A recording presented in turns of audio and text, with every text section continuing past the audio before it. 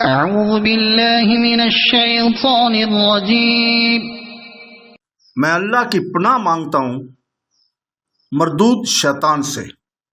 بسم اللہ الرحمن الرحیم۔ شروع اللہ کے نام سے جو بڑا مہربان نہایت رحم والا ہے۔ وَإِنَّ مِنْ أَهْلِ الْكِتَابِ لَمَنْ يُؤْمِنُ بِاللَّهِ وَمَا أُنزِلَ إِلَيْكُمْ وَمَا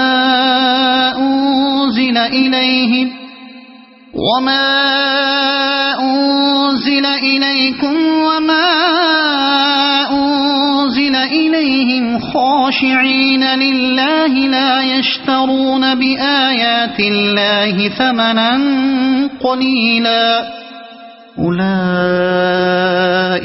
لَهُمْ أَجْرُهُمْ عِندَ رَبِّهِمْ إِنَّ اللَّهَ سَرِيعُ الْحِسَابِ۔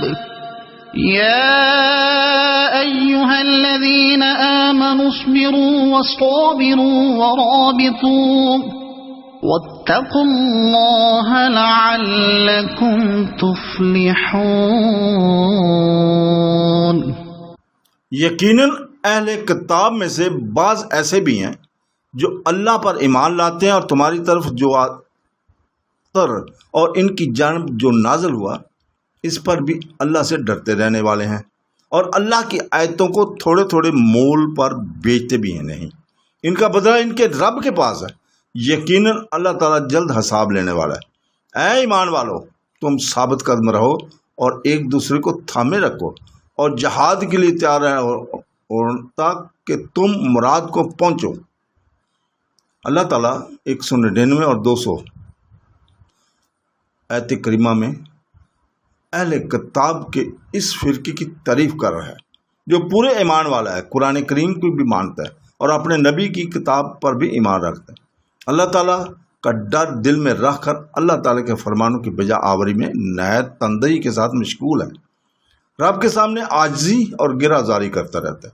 پیغمبر آخر الزمان صلی اللہ علیہ وسلم کے جو پاک اور صاف نشانیاں ان کی کتابوں میں، اسے دنیا کے بدلے چھپاتا نہیں بلکہ ہر ایک کو بتاتا ہے اور آپ کی رسالت کو مان لینے کی رغبت دلاتا ہے۔ ایسی جماعت اللہ تعالیٰ کے پاس اجر پائے گی، خواہ یہودیوں کی ہو خواہ نصرانیوں کی ہو۔ سورہ قصص میں بھی یہ مضمون اسی طرح بیان ہوا ہے، اور ہم نے اس سے پہلے کتاب دے رکھی ہے، وہ اس پر بھی ایمان لاتے ہیں، اور جب یہ کتاب ان کے سامنے پڑھی جاتی ہے تو صاف کہہ دیتے ہیں کہ ہم اس پر ایمان لائے۔ یہ برحق کتاب ہمارے رب کی ہے، ہم تو پہلے سے ہی اسے مانتے تھے۔ انہیں ان کی صبر کا دوہرا اجر دیا جائے گا۔ اور ایک جگہ ہے کہ جنہیں ہم نے کتاب دی اور جسے وہ اسے صحیح طور پر پڑھتے ہیں وہ تو اس قرآن پر بھی فوراً ایمان لاتے ہیں۔ اور ایک جگہ ارشاد باری تعالیٰ ہے کہ حضرت موسیٰ کی قوم میں سے بھی ایک جماعت حق کی ہدایت کرنے والی، حق کے ساتھ عدل کرنے والی ہے۔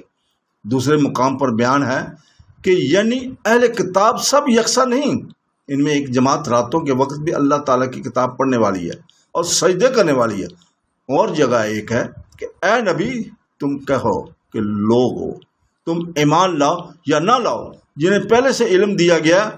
جب ان کے سامنے اس کلام مجید کی آیتیں تلاوت کی جاتی ہیں تو وہ اپنے چہروں کے بل سجدے میں گر پڑتے ہیں اور کہتے ہیں ہمارا رب پاک ہے، یقیناً اس کا وعدہ سچا اور سچا ہو کر رہنے والا ہے۔